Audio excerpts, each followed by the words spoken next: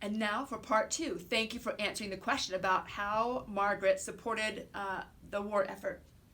The Davidsons sat through endless speeches at Liberty Bond rallies to raise money for the war.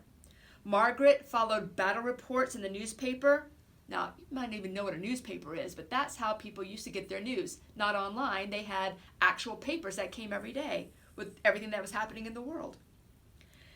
And she felt heartsick when she read that a soldier from Hamburg had died, especially if she knew his brother or sister.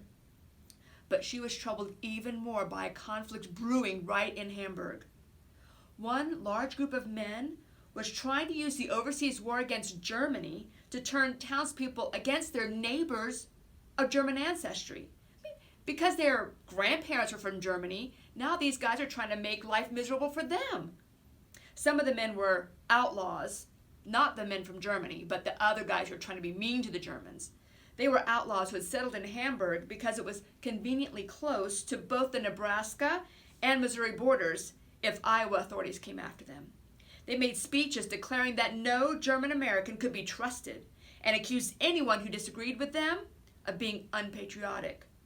Unfortunately, that included Margaret's father, who published the town newspaper.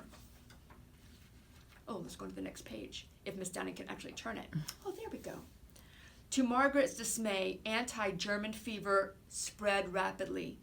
Early in 1917, a mob attacked Hamburg's German Lutheran church, smashing the windows and smearing the sanctuary with yellow paint to symbolize cowardice.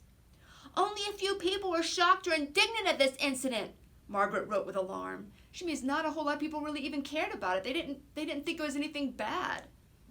German dolls, her favorites, were pulled from store windows. German classes were banned in the high school, where students heard horror stories of German atrocities in Belgium and France. Younger children were taught to hate the Kaiser, and the Kaiser was the leader of Germany at this time. Soon the town was deeply divided. Many remembered that German immigrants had founded and built Hamburg the century before, naming it after a German city. Margaret didn't see why their descendants, still living in town, couldn't be both proud patriotic Americans and citizens proud of their German heritage. One fall day in 1917, she took a small stand of her own against intolerance. Listen real careful right here, because this is what the question is going to be about. When I went home for lunch, I heard that some super patriot had the bright idea that all the German books in town should be burned in a public bonfire.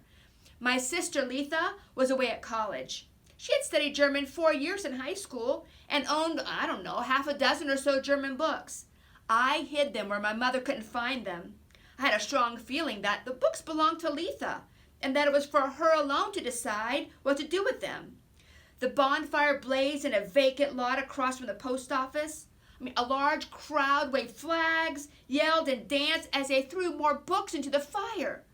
I hung at the back of the crowd, watching with distaste as the grown-ups made fools of themselves.